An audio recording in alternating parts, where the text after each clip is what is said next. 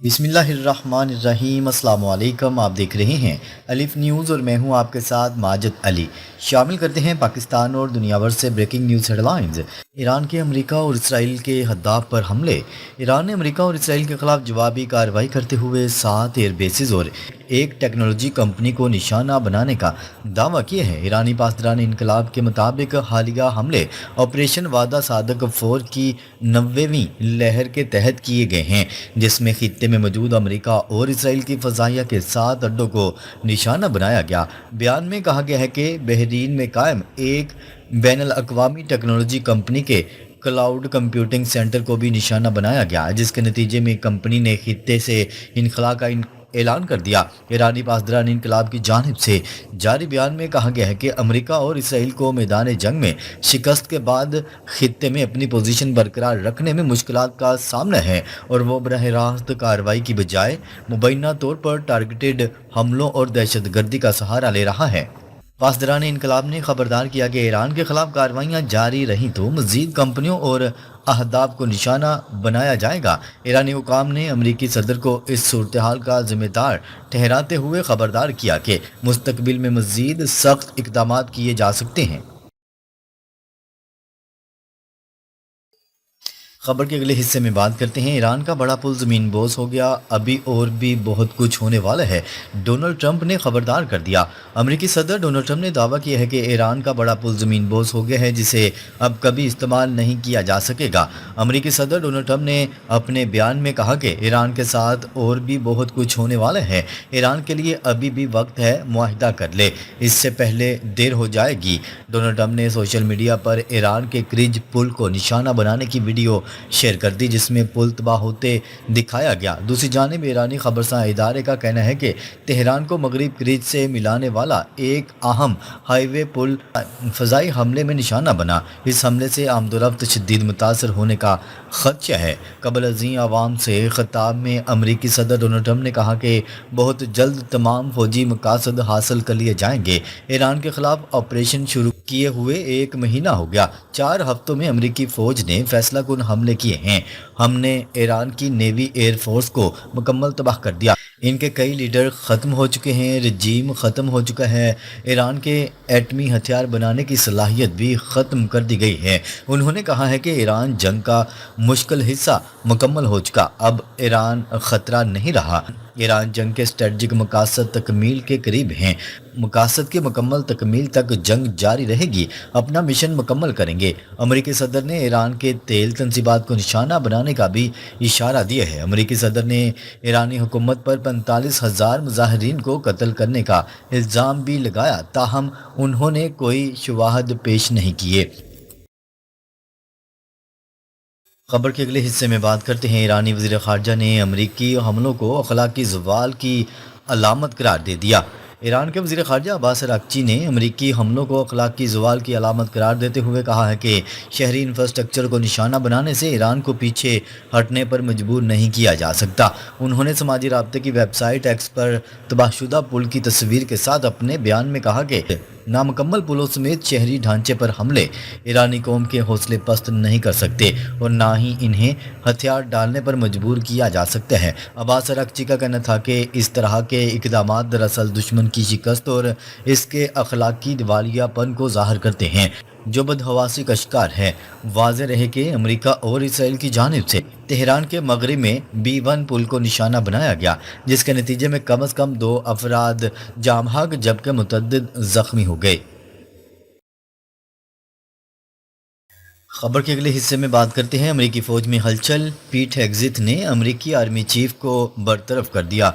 امریکی وزیر دفاع پیٹ ہیگزیت نے امریکی آرمی چیف جنرل رینڈی جارج کو عہدے سے برطرف کر دیا۔ تفصیلات کے مطابق مشرق وسطیٰ میں ایران کے خلاف جاری جنگ کو کشیدگی کے دوران امریکہ میں اہم عسکری تبدیلی سامنے آئی ہے۔ وزیر دفاع پیٹ ہیگزیت نے غیر متوقع طور پر امریکی army chief of general staff رینڈی George کو ان کے عہدے سے برطرف کر دیا ہے۔ روئٹرز کی رپورٹ کے مطابق بتایا جا رہا ہے کہ جنگی حالات کے دوران کسی جنرل کو عہدے سے ہٹانا امریکی تاریخ میں تقریباً بے مثال عمل ہے۔ پینٹاگون نے تصدیق کرتے ہوئے کہا ہے کہ جنرل رینڈی جارج فوری طور پر اپنے عہدے سے ریٹائرڈ ہو رہے ہیں، حالانکہ ان کی مدت ملازمت میں 1 سال سے زیادہ کا عرصہ باقی تھا۔ ترجمان شان پارنیل نے کہا ہے کہ یہ تبدیلی صدر ڈونلڈ ٹرمپ کے ویژن کے مطابق فوج کو جدید خطوط پر استوار کرنے کے لیے کی گئی ہے۔ وزیر دفاع ایسے افسران کو سامنے لانا چاہتے ہیں جو صدر ڈونلڈ ٹرمپ کی پالیسیوں پر سختی سے عمل درآمد کر سکیں۔ وزیر دفاع نے صرف آرمی چیف ہی نہیں بلکہ 2 دیگر اہم جرنیلوں کو بھی فارغ کر دیا ہے۔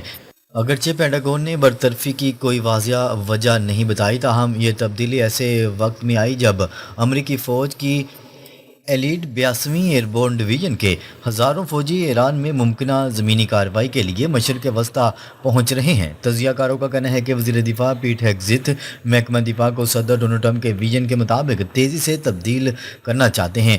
جنرل رینڈی جارج کی جگہ ان کے نائب اور وزیر دفاع کے سابق military and general Christopher lino کو قائم مقام army chief of general staff مقرر کر دیا گیا ہے۔ خبر کے اگلے حصے میں بات کرتے ہیں آبنۂ ہرمز کھلوانے کے لیے 40 سے زائد ممالک کا اتحاد بنانے پر غور۔ برطانوی وزیر خارجہ کی میزبانی میں اہم ویڈیو کانفرنس کا انعقاد ہوا، جس میں فرانس، جرمنی، اٹلی، کینیڈا اور متحدہ عرب امارات نے شرکت کی۔ غیر ملکی خبرساں ایجنسی کی رپورٹ کے مطابق امریکہ آبنۂ ہرمز کی بحالی سے متعلق اجلاس میں شریک نہیں تھا۔ اجلاس کا مقصد جنگ بندی کے بعد جہاز رانی کی آزادی اور سفارتی راستوں پر غور کرنا ہے۔ عالمی اتحاد کا ہدف توانائی کی بڑھتی ہوئی قیمتوں کے چیلنجز سے نمٹنا ہے۔ دوسری جانب خلیجی ممالک نے آبنۂ ہرمز کے متبادل کے طور پر نئی پائپ لائن کی تعمیر پر غور شروع کر دیا ہے، تاہم پائپ لائن کی تعمیر تکنیکی طور پر انتہائی دشوار اور مالی طور پر بہت مہنگی ہوگی۔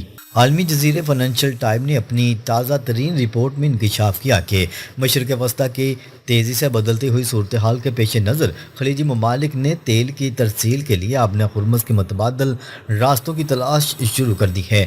رپورٹ میں کہا گیا ہے کہ خلیجی ریاستیں اب سمندری راستے کی بجائے نئی پائپ لائن کی تعمیر کو ترجیح دینے پر غور کر رہی ہیں۔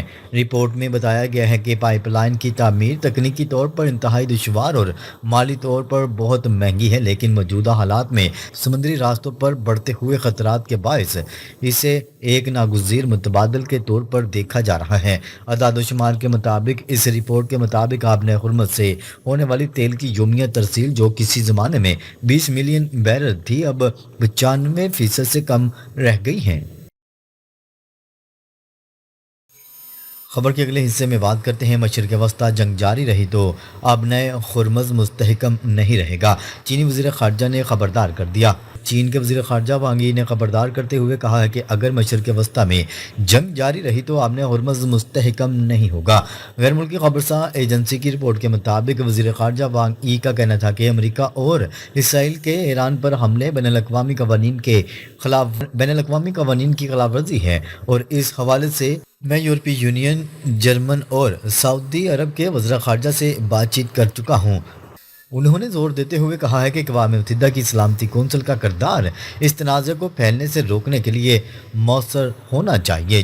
چینی وزیر خارجہ نے خبردار کرتے ہوئے آبنۂ ہرمز کی بندش کا معاملہ ایران پر مسلط کی گئی جنگ کے اثرات ہیں، اور آبنۂ ہرمز اس وقت تک مستحکم نہیں رہے گی جب تک جنگ جاری رہے گی۔ خبر کے اگلے حصے میں بات کرتے ہیں حماس کا اسرائیلی فوج کی واپسی سے قبل غیر مسلح ہونے کے لیے مذاکرات سے انکار۔ فلسطین کی مزاحمتی تحریک حماس نے واضح کر دیا ہے کہ جب تک اسرائیل کی فوج غزہ سے واپس نہیں جاتی اور اس کی ضمانت نہیں دی جاتی، اس وقت تک غیر مسلح ہونے کے لیے مذاکرات میں شریک ہونے کو تیار نہیں ہے۔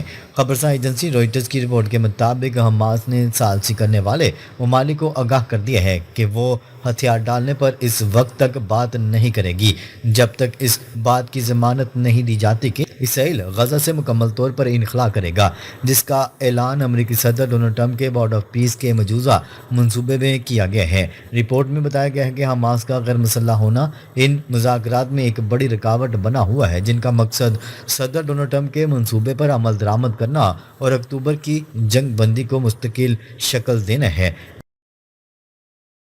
خبر کے اگلے حصے میں بات کرتے ہیں ایران کی میزائل اور ڈرون صلاحیتیں بدستور برقرار، امریکی انٹیلیجنس رپورٹ میں انکشاف۔ امریکی انٹیلیجنس کے حالیہ جائزے کے مطابق ایران اب بھی نمایاں میزائل اور ڈرون صلاحیت کا حامل ہے، باوجود اس کے کہ گزشتہ 5 ہفتوں کے دوران امریکہ اور اسرائیل کی جانب سے ایرانی فوجی اہداف پر مسلسل حملے کیے گئے ہیں۔ سی این این کی رپورٹ کے مطابق ذرائع کا کہنا ہے کہ ایران کے تقریباً نصف میزائل لانچرز اب بھی محفوظ ہیں، جبکہ ہزاروں یک طرفہ حملہ آور ڈرونز بھی اس کے ذخیرے میں موجود ہیں، جو خطے میں بڑے پیمانے پر تباہی پھیلانے کی صلاحیت رکھتے ہیں۔ امریکی انٹیلیجنس کا کہنا ہے کہ کچھ میزائل لانچرز زیر زمین ہونے یا حملوں کے باعث ناقابل رسائی ضرور ہو سکتے ہیں، تاہم وہ مکمل طور پر تباہ نہیں ہوئے۔ رپورٹ کے مطابق ایران کی تقریباً 50% ڈرون صلاحیت بدستور موجود ہے، جبکہ ساحلی دفاع کے لیے استعمال ہونے والے کروز میزائلوں کی بڑی تعداد بھی محفوظ ہے۔ ناظرین، اب تک کے لیے اتنا ہی۔ مزید خبریں لے کر بہت جلد آپ کی خدمت میں حاضر ہوں گے، تب تک کے لیے اپنا خیال رکھیے گا۔ اللہ نگہبان۔